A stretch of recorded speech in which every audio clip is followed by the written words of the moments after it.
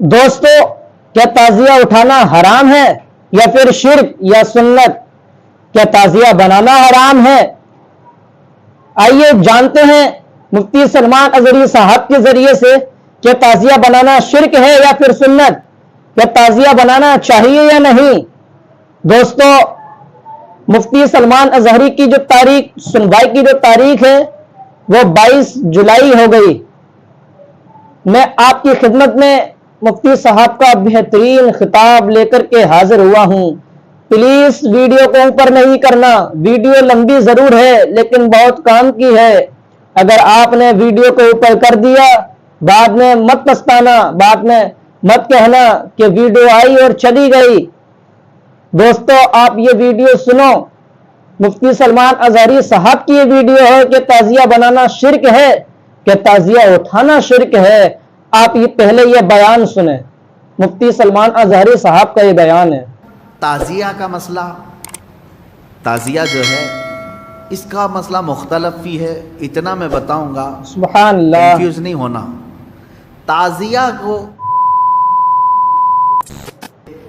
محرم کے زمانے میں پنجے اٹھا کر کے ناچنے کی عادت اکثر لوگوں کو تھی، بہت سارے لوگ۔ ایک طرح سے اس میں عبادت کا تصور نہیں تھا لوگوں کو، بس یہ کہ انٹرٹینمنٹ سبحان کرنا، اللہ، کیونکہ عبادت اس طرح سے روڈ اور گلیوں میں ناچ کر کے تو ہوتی نہیں۔ نہ وہ امام حسین کو راضی کرنے کا مسئلہ ہے، نہ رب تبارک و تعالیٰ کی بارگاہ میں کچھ پیش کرنے کا مسئلہ ہے۔ اگر اتنا ہی عبادت کا شوق ہوتا تو مسجدوں میں پنجے لے کر بیٹھ جاتے ہیں، قرآن پاک پڑھتے ہیں، سب کو معلوم ہے کہ سب سے افضل جگہ یہ ہے۔ وہ انٹرٹینمنٹ کرتے تھے۔ اب ہوا یہ کہ ہم نے کہا کہ یہ بے حرمتی ہو رہی ہے، مولا حسین کے نام پر بے حرمتی ہو رہی ہے۔ اصل بات، پنجہ تو آج تک امام حسین کا ملا نہیں، پنجہ ملا نہیں۔ حضرت عباس علمبردار کے پنجے کٹے تھے، یہ سنا ہے، روایات بھی، لیکن اس کی شبیہ، اس سے ملتی جلتی تصویر کچھ ملی نہیں۔ اب رہی بات تعزیہ کا مسئلہ، تعزیہ جو ہے اس کا مسئلہ مختلف بھی ہے، اتنا میں بتاؤں گا، کنفیوز نہیں ہونا۔ تعزیہ کو شرائط کے ساتھ اگر بٹھایا جائے تو جائز ہے، لیکن وہ شرائط پورے کرتے نہیں لوگ، اور ہم نے اگر اتنا ہی شوشہ کھول دیا تو بڑے بڑے دروازے لوگ کھول دیں گے۔ بات صرف اتنی تھی تعزیہ کی، امام حسین کا جو روضہ ہے اس روضے کی شکل کی کوئی چیز بنا کر کے آپ نے رکھ دیا، تو کسی بھی بزرگ کے روضے کی شکل بنا کر کے رکھنا مستحسن ہے، کوئی حرام کام نہیں ہے، ناجائز نہیں ہے۔ جیسے ہم گنبد خضرا بناتے ہیں، خانہ کعبہ بناتے ہیں، ہوتا ہے گنبد خضرا جہاں ہوگا ہم تعظیم کے ساتھ دیکھتے ہیں، لیکن اس کے ساتھ اگر ایسے معاملات ہوں کہ اس کو لے کر کے سڑکوں پہ ہم گھومیں گے، ناچیں گے، اور پھر اس پر چڑھاوے کریں گے، پھر اس کے ساتھ اپنے عقیدے جوڑ لیں گے، تو یہاں سے شیطان پھر گمراہ کرنا شروع کرتا ہے۔ خیر، یہ بات الگ ہے، تعزیہ کا سبحان وہی اللہ۔ بات پنجے کا، پنجے کی جو لاجک ہے وہ نہیں سمجھ میں آئی، مجھے کوئی سمجھا دے۔ میں نے اس سے قبل بھی بہت پہلے ہی کہا تھا، میں خود اٹھاؤں گا۔ پنجے کی کیا خصوصیت ہے؟ اگر امام حسین شہید کربلا رضی اللہ تعالیٰ عنہ کے ہاتھ کا نشان لے کر کے کوئی اٹھا کر گھومتا ہے، میں تو کہوں گا ہاتھ کیوں اٹھاتے ہو؟ اس سے بہتر ہے کہ مولا حسین کا قدم اٹھا کر کے گھومیں، کیونکہ ہمارے لیے ان کے قدم تک پہنچنا بھی بہت دور کی بات ہے۔ سبحان اللہ، قدم اٹھا کر کے کوئی گھومتا ہوا نہیں دکھا مجھے، کوئی تلوار اٹھا کر کے دکھا۔ تو اس میں ہاتھ کی کیا خصوصیت ہے یہ تو مجھے لاجک اب تک نہیں معلوم۔ بہرحال ایک ٹاپک الگ ہے۔ اس کے اندر جو خرافات آ رہی تھیں، اس کے ساتھ عورتوں مردوں کا ساتھ ملنا، گانے باجے ڈھول تاشے اور طرح طرح کے اس میں خرافات لے کر کے اس کو کہاں سے کہاں تک پہنچایا تھا۔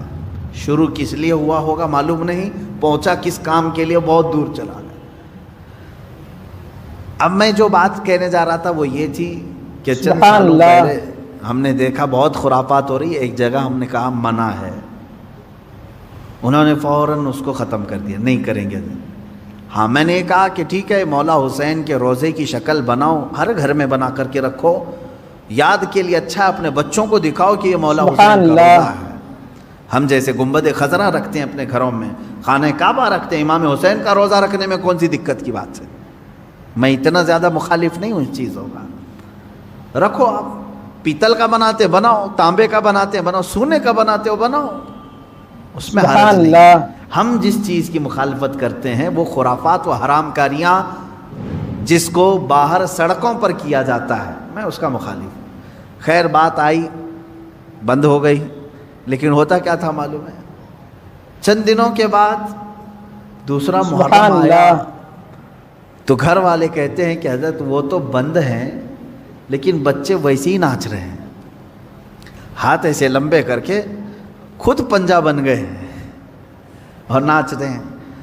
تو میں اس چیز کو مثال میں اس لیے بتا رہا ہوں کہ بنی اسرائیل بچھڑے کی پوجا کرتے تھے، حکم آیا ان کے قتل کا، قتل بھی ہوئے، بچھڑا بھی مار دیا گیا، لیکن زمانے تک ان کے دلوں سے بچھڑے کی محبت گئی نہیں تھی۔ وہی ذکر آج کی آیت میں نے پڑھا ہے۔ اللہ فرماتا ہے ثم اتخذوا العجل من بعد ما جاءتهم البینات، پھر یہ بچڑے کو ایسا لے کر کے بیٹھے رہے جبکہ ان کے سامنے کھلی ہوئی نشانیاں تھیں۔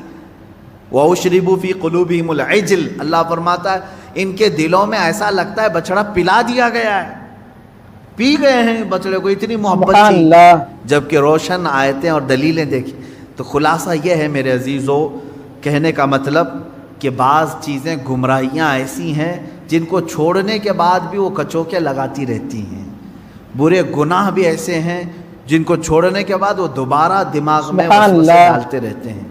ان کاموں کو حتمی طور پر اپنے تصور میں بھی نہ آئے۔ اعوذ باللہ من شر الشیطان الرجیم کثرت سے پڑھیں، اعوذ باللہ من شر الشیطان الرجیم، من شر الشیطان الرجیم۔ اے اللہ مجھے، میں پناہ مانگتا ہوں تیری مردود شیطان کی ان شرارتوں سے جو میرے دماغ میں ڈال رہا ہے۔ تو یہ اسی کی طرف سے ہوتی ہیں، وہ پرانے راستے پر لے جانا چاہتا ہے، گمراہی کی طرف لانا چاہتا ہے۔ وہ خرابیاں جن کو تم چھوڑ کر کے آئے ہو یاد دلاتا ہے، ایک بار اور کرا جاؤ۔ اس کے لیے کثرت سے یہ پڑھا کریں، جب جب ایسا وسوسہ آئے کہیں اعوذ باللہ من شر الشیطان الرجیم۔ آج ہی صبح گناہ سے توبہ کیا، سوچا کہ نہیں کروں گا یہ گناہ، لیکن رات ہوتے ہی پھر خیال آیا ایک بار اور کر لوں۔ میں بتا رہا ہوں فوراً اس وقت یہ کرو، اعوذ باللہ من شر الشیطان الرجیم۔ اے اللہ میں تو چھوڑ چکا تھا شیطان مردود، پھر مجھے لا رہا ہے وسوسے، میں تیری پناہ مانگتا ہوں مردود شیطان کی شرارتوں سے۔ یہ باتیں یہاں تک ختم ہو گئیں، اور آگے کی جو آیت میں نے تلاوت کی تھی آج کی، اس میں اللہ تعالیٰ نے یہ فرمایا ہے کہ بنی اسرائیل کو ایک حکم یہ بھی تھا کہ یہ جب بیت المقدس میں جائیں تو سجدے کی حالت میں جائیں، لیکن ان میں سے بہت سارے نافرمان ایسے تھے کہ وہ اپنی سرین کو گھسیٹتے ہوئے ایسے جا رہے تھے۔ حکم ہوا تو سجدہ کر کے جائیں، لیکن وہ مذاق کے طور پر سرین اپنی گھسیٹتے ہوئے اس طرح سے بیت المقدس میں جانے لگے۔ ایک نافرمانی یہ کیا انہوں نے، اور پھر اللہ نے فرمایا تھا ہفتے کے دن شکار نہ کرنا، سنیچر کے دن شکار کرنا ان کے لیے حرام تھا۔ تو یہ بنی اسرائیل کیا کرتے تھے، جمعہ کے دن جال لگا کے آتے تھے مچھلیوں کا، اور اتوار کو جا کر کے لے کے آتے تھے۔ کہتے ہم سنیچر کو شکار نہیں کیے، جمعہ کو جال لگائے تھے، اتوار کو لے کے آئے، پھر مچھلیاں کون سے دن پھنسی تھی ہیں۔ تو اس طرح ہیلے بہانے کس کے لیے کرتے ہیں؟ اللہ کے لیے۔ وہ اللہ کو دھوکہ دینے کی سوچتے ہیں، جیسے کچھ لوگ زکوٰۃ چھپانے کے لیے کرتے ہیں، سال ہونے سے پہلے کسی کو مالک بنا دیا، بھائی سال نہیں ہوا میرے پاس، وہ 6 مہینے رکھا اس نے واپس لوٹا دیا۔ تو یہ بنی اسرائیل کی وہی حرکتیں ہیں میرے عزیزو، اللہ کا عذاب آئے گا ان چیزوں پر۔ تم ایک دوسرے کو چھپا سکتے ہو بہت ساری باتیں، لیکن اللہ رب العزت سے کوئی چیز نہیں چھپے گی، تمہارے دلوں کے حالات سے وہ باخبر ہے۔ اور اللہ نے فرمایا ہم نے ان سے گاڑا عہد لیا تھا کہ یہ چیزیں نہیں کرو گے، پھر بھی انہوں نے کیا۔ فَبِمَا نَقْضِهِمْ مِيثَاقَهُمْ، اللہ فرماتا ہے تو ان کی کیسی بدعہدیوں کے سبب ہم نے ان پر لعنت کی ہے۔ یعنی وعدہ خلافی کرتے تھے یہ بنی اسرائیل یہودی، توبہ کرتے تھے اللہ آئندہ سے ایسا کبھی نہیں کریں گے، بچڑے کی پوجا میں لگ گئے، فرعون سے تو نجات دے دے ہم سب چھوڑ دیں گے، اللہ نے نجات دی، پھر وہی کرنے لگے. اور پھر اللہ تبارک و تعالیٰ نے ان سے فرمایا تھا کہ تم سجدہ کر کے جاؤ گے بیت المقدس میں. یہ جان بوجھ کر کے انہوں نے اپنے پیچھے والا حصہ گھسیٹتے ہوئے زمین پر اندر گئے. اور کہنے کا حکم تھا ان کو حتۃ نغفر لکم، مغفرت ہو اے اللہ. تو لیکن وہ کیا کہہ رہے تھے؟ حبۃ، اے دانہ ہی دانہ ہے، اناج ہی اناج چاہیے ہمیں. ایسی نافرمان قوم تھی. اللہ فرما رہا ہے تسبیح بولو، مغفرت. سبحان اللہ. وہ کہہ رہے ہیں گیہوں جوار، یعنی دانوں کے نام لے کر کے کہہ رہے تھے کہ یہ ملے ہم کو، فلاں ملے. تو یہ نافرمانیوں کے سبب اللہ تعالیٰ فرماتا ہے ہم نے ان پر عذاب نازل کیا، ان پر لعنت کی، اس لیے کہ وہ آیات الہی کے منکر ہوئے، اللہ کی آیتوں کے منکر ہوئے. یہاں سے بات. اور پھر اللہ تعالیٰ فرماتا ہے وَبِكُفْرِهِمْ وَقَوْلِهِمْ عَلَى مَرْيَمَ بُهْتَانًا عَظِيمًا. اور اس لیے بھی اللہ نے ان پر لعنت کی کہ انہوں نے کفر کیا اور مریم پر بڑا بہتان باندھا. یہ یہودی ہی تھے جو حضرت بی بی مریم پر تہمت لگاتے تھے کہ عورت ناپاک ہے، بغیر شوہر کے اس کو بچہ کیسے ہوا، اس نے غلط کاری کی ہے، بدکاری کی ہے. معاذ اللہ رب العالمین. ہزار تہمتیں سیدہ بی بی مریم سلام اللہ علیہا.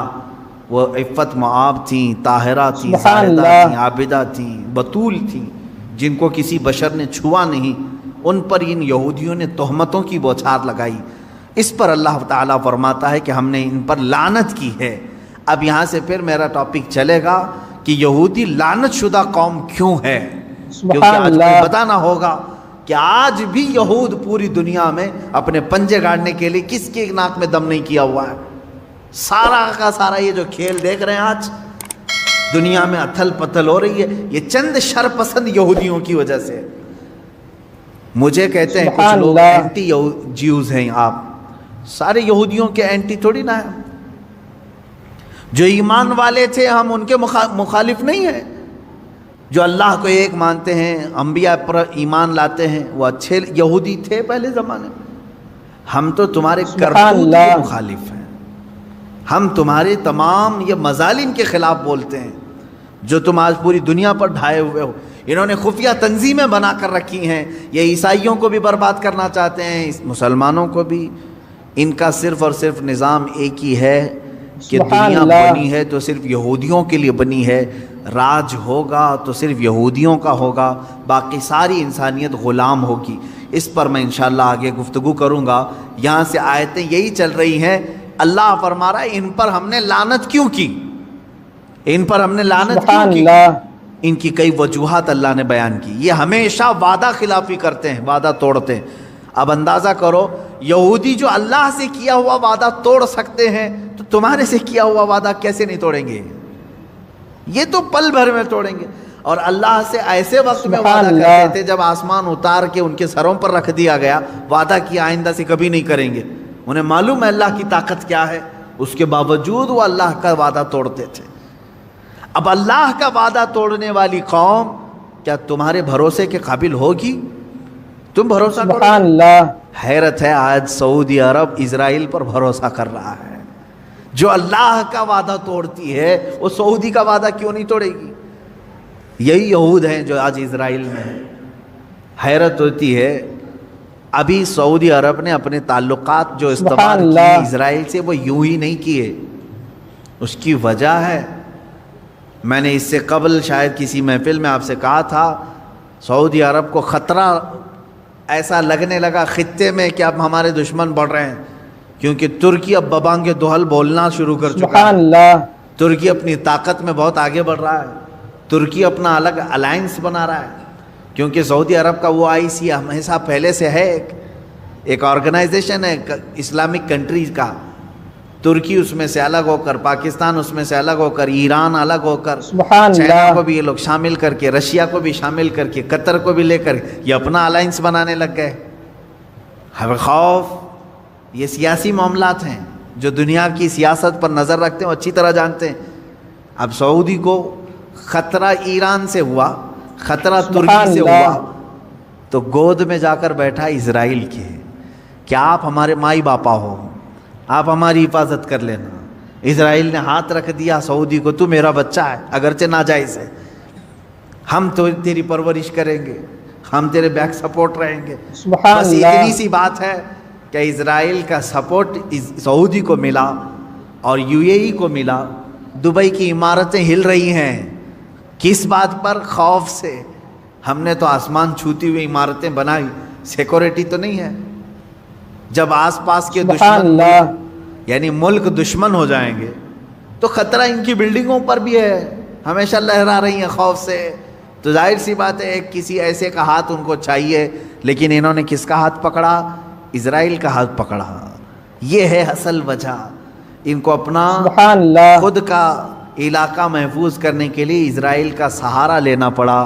لیکن یہ وہ قوم ہے جو اسلام کا نام لیتی ہے۔ کاش یہ قرآن پڑھے ہوتے تو میں سمجھتا ہوں ذرا برابر ان کے دل میں ایمان ہوتا تو کبھی ایسی قوم پر بھروسہ نہیں کرتے جس قوم پر اللہ نے ہر نماز میں ہر رکعت میں لعنت کرنے کا حکم دیا ہے۔ غیر المغضوب علیہم ولا الضالین۔ سورہ فاتحہ میں ہم کہتے ہیں اے اللہ ہم کو یہودیوں کے راستے پر نہ چلا، وہ مغضوب ہیں۔ مغضوب کا مطلب اللہ کا غضب ہے ان کے اوپر۔ جس قوم پر اللہ کا غضب ہے ان سے ہاتھ ملانا کہاں کا اسلام ہے؟ ہاں تمہارے سیاسی معاملات کے لیے ہاتھ ملاؤ، چوم لو، تم کو جو بوسے دینا وہ بوسے دے لو، تمہارے معاملات الگ ہیں۔ لیکن میرے عزیزو اس طرح راستے ہموار کر لینا کہ تو میرا بھائی میں تیرا بھائی، آگ اور پانی ایک ہو نہیں سکتے۔ دیکھنا ایک وقت آئے گا، ہو سکتا ہے میری زبان بند کر دیں، لیکن میرے عزیزو جو کہہ رہا ہوں قرآن کی بات کہہ رہا ہوں۔ جو قوم عہد شکنی کرتی ہے، وعدہ خلافی کرنے میں مشہور ہے، اللہ نے قرآن میں فرمایا وہ اس سعودی کا وعدہ کب تک پورا کرے گی؟ دیکھو آپ انتظار کرو۔ ان کے اوپر جو ہاتھ رکھا ہے یہ کب تک رہے گا؟ جب تک اس کا خود کا مفاد رہے گا اس وقت تک اس کا ہاتھ رہے گا، اور جہاں ان کا مفاد ختم ہوا ان سعودیوں کو بندروں کی طرح نچائیں گے اور جیلوں میں ڈالیں گے۔ اس خطے پر وہ خود قابض ہوں گے، کیونکہ ان کا خود کا خواب ہے کہ ہم کو گریٹر اسرائیل بنانا ہے جو مدینے تک جائے گا۔ اسرائیل اتنا بڑا بنے گا کہ شام بھی اس میں آئے گا، جارڈن بھی اس میں آئے گا، اور پھر عراق کا کچھ حصہ آئے گا، مصر کا کچھ حصہ آئے گا، اور مدینے تک آئے گا سعودی عرب۔ اتنا بڑا ایک اسرائیل بنانے کا خواب ہے۔ آپ میپ دیکھ لیں گریٹر اسرائیل کا، اس میپ کے پر وہ کام کر رہے ہیں، محنت کر رہے ہیں، اور سعودی عرب یہ سوچ رہا ہے کہ ہماری یہ سیکورٹی کے لیے ہمارے تک آ رہے ہیں، چند دنوں کے بعد تمہاری کرسیاں ہل جائیں گی، اور اللہ رب العزت ہلائے گا۔ کیوں نہیں؟ اس لیے کہ پوری امت مسلمہ کے ساتھ تم نے دھوکہ کیا ہے۔ خادم الحرمین شریفین کہہ کر کے، یہ جن کے بارے میں اقبال نے بہت پہلے کہا تھا، یہی وہ شیخ حرم ہے جو چرا کے بیچ کھاتا ہے، گلی میں بو زردلق اویس و چادر زہرا۔ یہ اقبال کا قول ہے۔ یہاں جتنی مقدسات تھی ان کو بیچ کر کھانے کے لیے بیٹھا ہوا شیخ حرم ہے یہ۔ در حقیقت یہ نہ خادم الحرمین ہے، نہ خادم الاسلام ہے، نہ خادم المسلمین ہے، یہ تو صرف خادم الیہود ہے۔ خادم الیہود ہیں، وہ جو کہیں اس پر عمل۔ اب یہاں سے قرآن کی آیتیں اسی پر چلیں گی۔ اللہ نے اگر زندگی باقی رہی تو اس پر میں گفتگو کروں گا کہ یہ لعنت شدہ قوم کیوں ہے، کن حرکتوں کی وجہ سے اللہ نے ان کو قیامت تک ملعون کہا ہے۔ یہ لعنت ہوتی رہے گی ان پر۔ اللہ رب العزت اس قوم کی نحوستوں سے ہمیں بچا ہے، اور اس کی تمام تر دراندازیاں جو اسلام اور مسلمانوں کے لیے ہو رہی ہیں، مولا تعالیٰ اسلام اور سنیت کو ان کی دراندازیوں سے محفوظ رکھے۔ خلاق العالمین یہود و نصارہ کی تمام برے منصوبوں کو تو خاک میں ملا دے، اسلام و سنیت کا بول بالا فرما دے۔ وآخر دعوانا الحمدللہ رب العالمین۔ السلام علیکم۔